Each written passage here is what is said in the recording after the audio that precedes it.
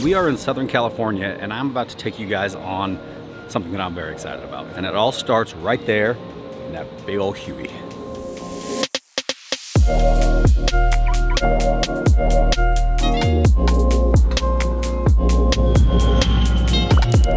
Long story short, this is a very random opportunity that popped up for us. A friend of ours reached out and he needed a pilot to be able to fly his helicopter, which he has quite a few actually, from the base here in Fullerton, California to Vegas. And then tomorrow in Vegas, we're gonna be doing some helicopter activities, going to a shooting range, basically flying around to help celebrate our friend's birthday. As part of that, obviously every birthday party needs a Huey. So I am the happy pilot that volunteered to fly the guests around and do Huey stuff. So this video really, this is more or less just to show you guys this journey, because this isn't technically an actual Huey. I mean, all two-bladed Bell 205, 212 style helicopters kind of pretty much considered Huey, but the Huey was actually the Army designation for the helicopter, and this is not an old Army helicopter. This was a civilian-built Bell helicopter. It's actually a 212, so it's the twin-engine version of the Huey. Monster, powerful machine. This thing is designed and set up for firefighting down here in Southern California, and we've got the firefighting equipment off of it, and we're just gonna go have some bro time with it. So that's basically the plan. I'm gonna walk you guys through it. We just barely got here to the airport. The guys here from Heavydsparks are gonna walk us through, just make sure I'm familiar with all the systems and everything in this specific aircraft. I do have quite a bit of time flying Hueys and different things like this, so I feel comfortable with it. And we're gonna get in and get familiar and get going.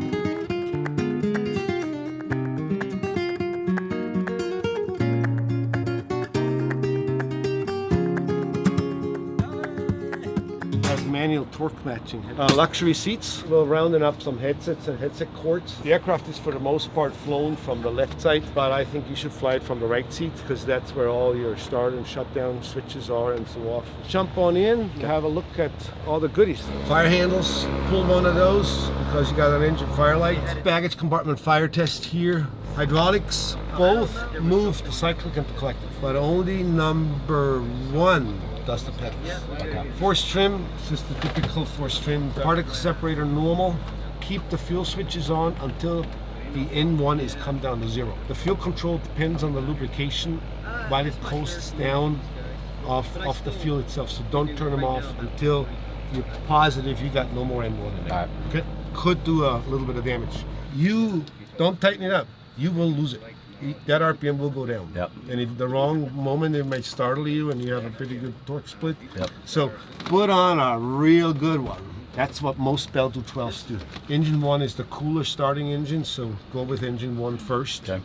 Once you got that engine started and you're up at the numbers given in the checklist, put the friction on really good, because once you start the second engine and the friction's not on, it will dry to bring that out of throttle with it. Right. It's a nice helicopter. It's a lot of helicopter. It's very similar to the Black Hawk in the sense that you have to treat it like a very complex machine with two different engine systems and the hydraulics and all that stuff. That's what you get when you deal with a big, powerful helicopter. So we're just going through the startup right now, and then friend here and I are going to go up for a quick lap around the pattern.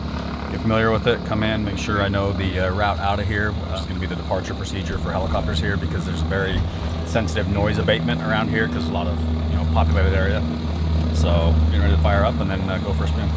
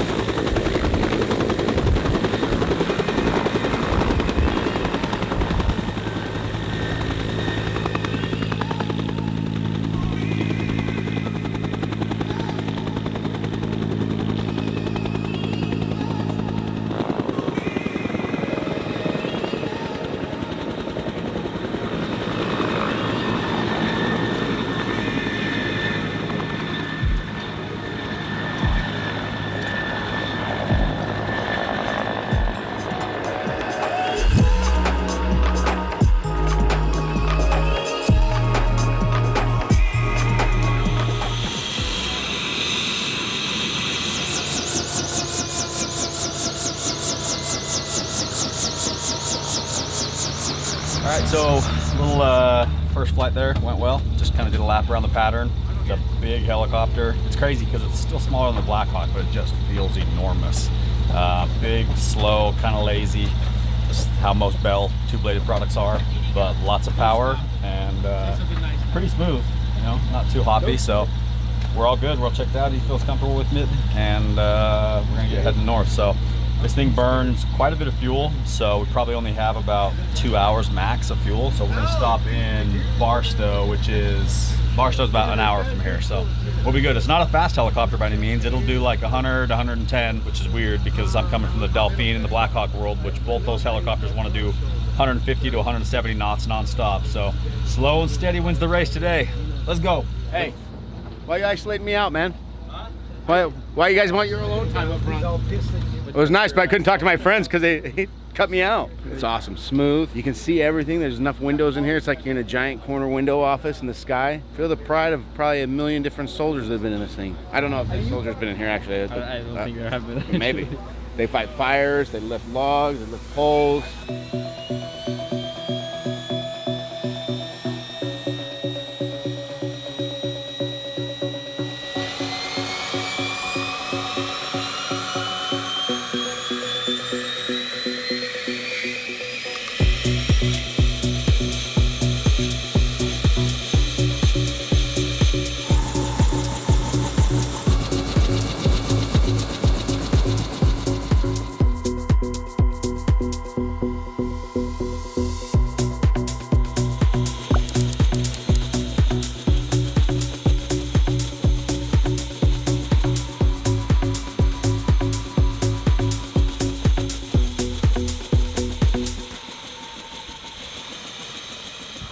All right, we made it to Vegas.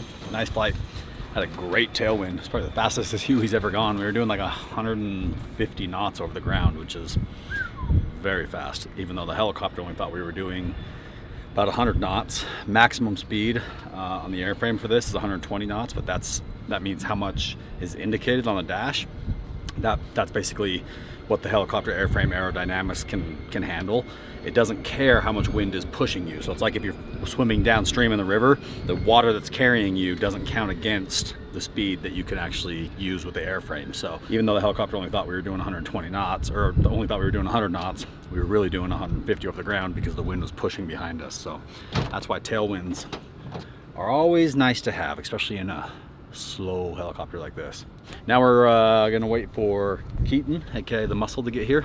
He just flew into town. He's gonna meet us here at the airport. We're gonna grab some fuel and then we're gonna head over to Lake Mead to kind of scout out where we're gonna fly for the party tomorrow. Hey, thanks, buddy. All right, our friend is here, Mr. Keaton Hoskins, here to relax a little bit, right? He's been working hard. Can I say the F He just put on a kick-ass event, and now he's going to try to relax a little bit. So right now, he just landed. We're going to head out to Lake Mead to kind of take a look at where some of tomorrow's activities are going to be, and just go do a nice sunset flight. So it is going to be insane. It is going to be insane.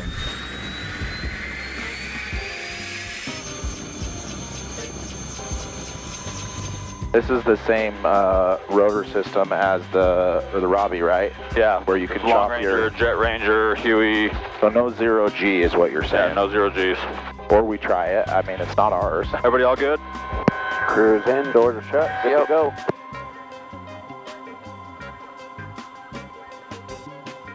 It's so weird to see this, like, two rotor thing. No, and it just, you could just feel it and hear how slow it is. Having a ton of power and having the twin engines, Yeah. pretty sick. Usually a handful. And it's weird because it's not even as big as the Blackhawk, but it feels Heavier, huh? way bigger and way heavier just because everything's slower moving. Yeah, for sure. It feels like it's chunking through the air. Yeah. That's why they called it a chopper. Just backhanding the air. It's got a forced trim, so if you hold the stick right now, grab it. Yeah. You'll see it's kind of like tight in your hand, like my BO-105 was. Oh, yeah. So if you want to move the stick, You use the thumb. push the forced trim button right there. The red and one? It'll release it. So watch, I'll release it, and you'll feel it. So Okay. hit that button with your left thumb, Okay. and then you'll feel the stick will get loose. You put it where you want, then let go, and it'll hold it there. So wherever you're holding the stick when you let go of that button is where it stays. Kind of stays right there. Yep. Or you can fly with force trim on. I was gonna say, was it? Yeah. It and then it like just gets real loose. Is this in trim right now? A little bit of right pedal. You got your ball right in front of you there. Dude, can you imagine being an 18-year-old kid and going, hey man, people are gonna be shooting at you. Just jump in this thing and start dropping people off. Just try to sneak through the jungle. Yeah. Can you imagine being in Vietnam and chopping your tail off? The thing is, they didn't know that they did that until Vietnam. When they were trying to fly nap of the earth, low level, first guy who went up and did negative G was probably a little bit of a surprise. Like flying a warehouse. It feels like I'm flying a motorhome. So big. At least you know they were really quiet in Vietnam. Oh, there comes the Americans. Like the loudest helicopter possible. And then the rest, they just pushed off the sides of the boats because they didn't want to bring them home. That's a true story. Oh, yeah. That's the wildest story. Crazy. The government paid all that money. Literally just threw them overboard. Yep. This is sick. And going slow in a Huey is like the only thing that's like cool. Yeah. It's for some reason cooler. Yo, for sure. Oh, look at this, dude. I got the chills, dude. I forgot how much Lake Mead was cool. I used to come here every year. Really? Yeah, as a little kid. This is where we came instead of Lake Powell. This is sick. Flying through Mars. I really like this bird.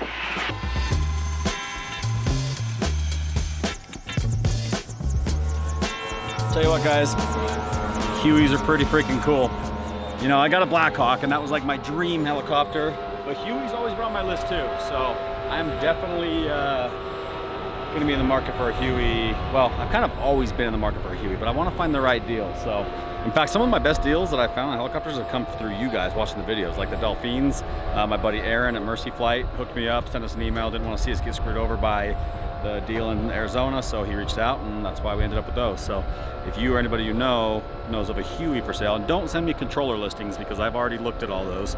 If you know of one that's not listed anywhere or that I might not know about, shoot me an email, info@heavydsparks.com. Let me know what you got because I need a Huey now. It's not like I want a Huey. I need a Huey because I need to feel the way I just felt all the time. Dude, that was incredible. No, actually, legitimately, dude, especially somebody who has a helicopter, these Hueys are so badass, and it's so nostalgic thinking like this was flown in the 60s in Vietnam by like 18-year-old kids that didn't have a clue what they were doing. These are insane. This is the coolest helicopter.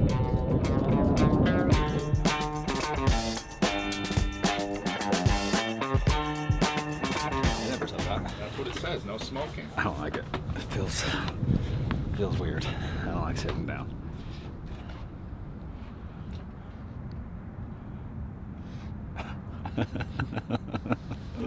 All right.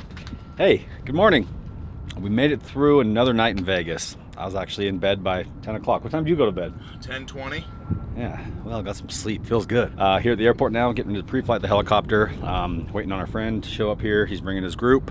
Once we get the group, we may or may not film with them, just because of privacy thing. Some people like to be on camera, some people don't. Right now, we're heading over to it's basically a helicopter shooting range run by some buddies of ours. So we're gonna go check that out. We're gonna take the group out there. They're gonna do some shooting. So right now, I got to pre-flight the Huey.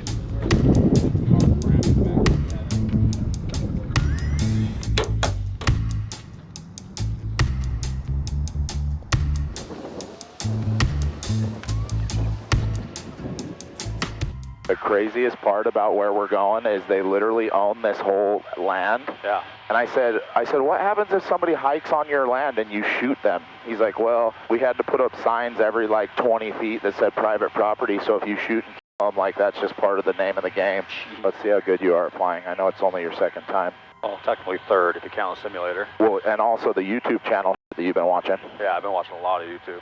So proud of you. I've never seen you so focused. Honestly, all they do is wiggle these sticks. Yeah. I just can't figure out where the brake's at. Getting up in the air was pretty easy. Do you think you're going to be able to land? I think it's the same. It's just you just do it backwards. But do you come down faster or go up? Just whatever the helicopter wants to do, I think. What did they say on YouTube about it? I skipped through that part. That was the fast forward button. Yep. They said they're supposed to pop smoke for us once we get close. There's the smoke right there.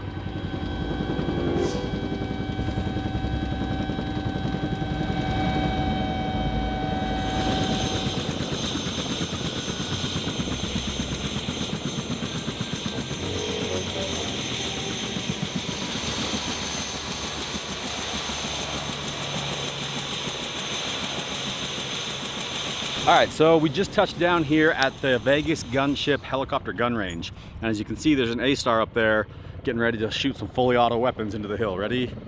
Here it goes. That is so sick. How did you time that so perfect? That was amazing. Yeah. That was absolutely. It really was pretty good. I'm very proud of that. So basically what they do here is pretty self-explanatory. They put you in a helicopter, let you hang out the door with the fully automatic, I'm not sure what gun they're shooting. Blaine and Bob are the guys that run this place. Keaton knows them, and we brought some of our buddies from the party out here to this. So we're just gonna do some laps and shoot some guns. I'm so amazed at how well he scheduled that. He said it's gonna shoot a gun off now, and the gun went off. That might be the most impressive like live video thing I've ever witnessed from this guy. And he's jumped an airplane with a monster truck. You know what? I didn't know anybody had one. Bye, Huey. Dave, nice to meet you, man. Yeah. He's the man with all the helicopter hookups in the world. That's a cool operation, man. You done a good job of it. Thanks. Yeah, when we first got it, there was just like a road in down below. There was.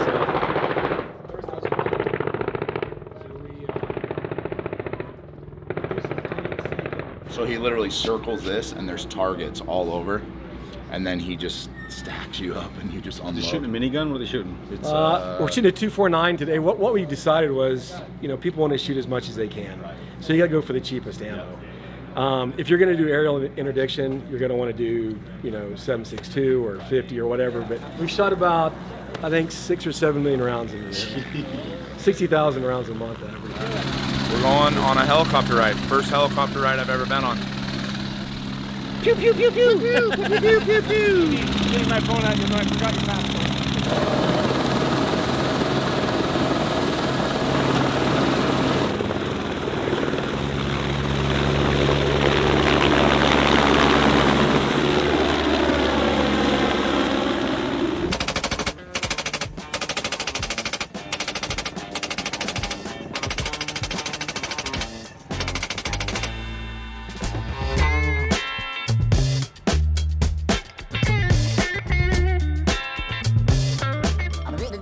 That's all, folks.